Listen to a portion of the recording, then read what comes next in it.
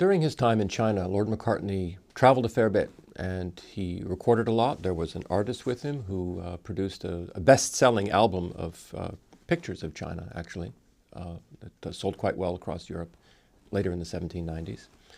He kept a diary of his impressions, as did other members of the mission, and these are fascinating, really fascinating to read. His observations offer a glimpse of late Qianlong's China, and they end, his observations, the diary ends with a comment on what he saw as the near future for the Qing that is worth quoting. He wrote, "The Empire of China is an old, crazy, first-rate man of war, which a succession of able and vigilant officers have contrived to keep afloat for the 150 years past, and to overawe their neighbors merely by her bulk and appearance. But whenever an insufficient man happens to have the command on deck, adieu to the discipline and safety of the ship. She may perhaps not sink outright, she may drift sometime as a wreck, and will then be dashed to pieces on the shores, but she can never be rebuilt on the old bottom." These comments by Macartney are quite prescient, really, and foreshadow a lot of the transformative changes that are going to be taking place in China, particularly in the 20th century.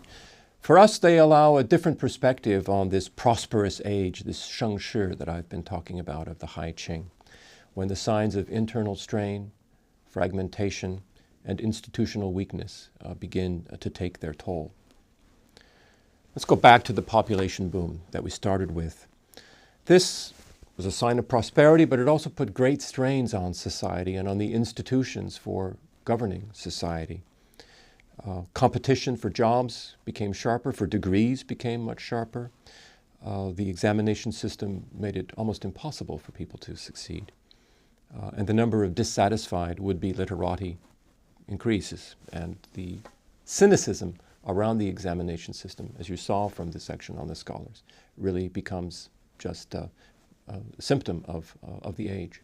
The administration of the dynasty was not able to keep up. It didn't appoint more officials to govern, even though the population in many counties had doubled or tripled from what it had been a century or so before. There's no increase in taxation. There's no overhaul of the legal system. The granary system starts to fall apart. People are forced to rely more and more on themselves, on their families, or on their lineages. Sometimes those are inadequate, particularly for people who've migrated into new parts of the country where their lineage structures are weak. And then they bind together in other ways, such as in religious sects, to provide themselves solidarity and support. And the state was particularly fearful of these kinds of organizations because they brought together people from across different status groups in ways that the state was not really able to see very well or control. This trend, as I say, was most pronounced in peripheral areas, which were less well integrated into existing economic and administrative structures. Life was harder there on the frontier. The risks were greater. Conflict became endemic, and when conflict arose, it was harder to suppress. Alternative forms of community building became much more widespread, particularly those centered on popular forms of Buddhism, such as the White Lotus sect, that offered spiritual support and social community to the disenfranchised, to the poor, the marginalized in society, people who'd been left out of the generation of prosperity in China's cities. For them, the promise of a better life in a future age was very appealing, and they took part in rebellions that became increasingly common as the 18th century wore on into the 19th century. These rebellions occurred across the empire, north and south, often in more remote hinterlands, but also in Taiwan and in the southwest, later on in the northwest, where Muslim rebellions, certainly in the 19th century, become very widespread. And this takes a lot of resources. A lot of the empire's manpower is devoted then to suppressing these rebellions. In the 19th century, the biggest rebellion of all, the Taiping Rebellion, starts in the south, in Guangxi, a peripheral region, and envelops the entire southern half of the country. It nearly brings the dynasty down. It's the largest civil war, not just in Chinese history, it's the largest civil war in world history. So this is the roots of these sorts of rebellions, and we can see in some of the weakening that's brought on in the later years of the Hai Qing.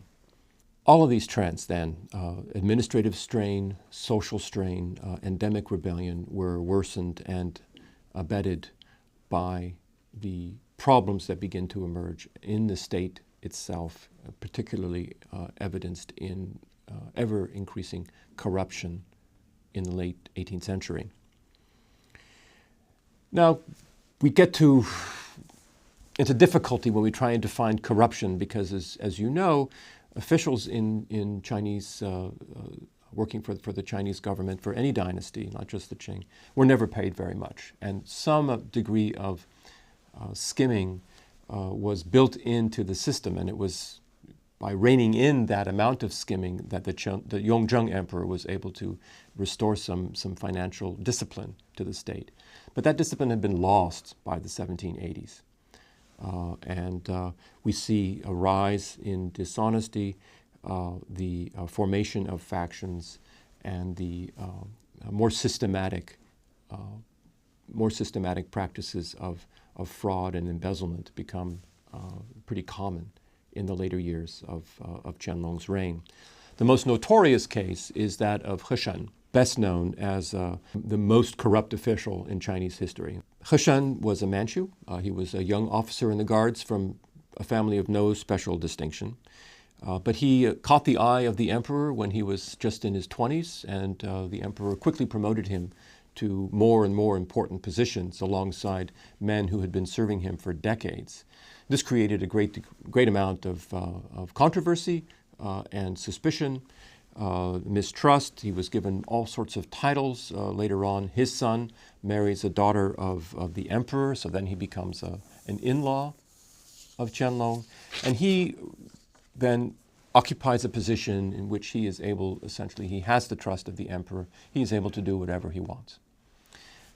And his corruption became quite well known. He had many people under him who were beholden to him, worked with him, and they worked the system pretty effectively until finally, when Qianlong dies in 1799, within 5 days, the son of Qianlong, the Jiaqing emperor, who'd taken power in 1795 but waits until Qianlong dies, he arrests He Shen right away. And within a month, He Shen is permitted to hang himself. When they finished the inventory of He Shen's estate, well, you won't believe what they found. They found that his fortune was greater than that of the emperor himself. 800 million ounces of silver, 1/2 of the state income during this time. The annual income had gone, the equivalent was in He Shen's purse. This included jewels. It included, they counted now, 4,288 gold bowls and dishes, 600 silver pots, 119 golden wash basins, and 5.8 million ounces of gold. This was graft on an industrial scale. And the immunity from prosecution made it possible for scores of people like He Shen to profit from the system in similar ways, not to the same extent. Nonetheless, the extent of graft and corruption was really completely out of control by the time Qianlong passes from the scene. There were campaigns that the Jiaqing emperor, the emperor who succeeded Qianlong, undertook to try and rein in this corruption. They were not very successful. The campaigns against corruption remind us a little bit of the campaigns against corruption that are going on right now, being led by Chinese President Xi Jinping. And these campaigns, in fact, at least in the popular mind, make reference back to He Shen and to the late Qianlong era as a cautionary tale of what might happen if corruption by the state, by people serving the state, if that's not brought under control. So ultimately, it was impossible to bring the vast network of patronage that He Shan had put in place to take this out. And there was no real transformation, no purge, no rejuvenation of the dynasty after Qianlong dies. We might put that blame on the shoulders of the Jiaqing emperor. It would have been very hard to do, and he did not have the same kind of power. He did not command the same kind of authority as his father had, or his grandfather, or going back to his great-grandfather, Kangxi. So the weakening of the center is often dated then from these last years, the last years of the Hai Qing, the last couple of decades of the 18th century. And this weakening, as you will see in the next part of the course, left the country ill-equipped to deal with the unprecedented challenges that would come in the 19th century, when the British would arrive not just with embassies and gifts for the emperor on his birthday, but in warships and with demands for trade and for other kinds of diplomatic concessions. And those challenges would materialize first in the 1840s, early 1840s, in a sleepy fishing village called Hong Kong.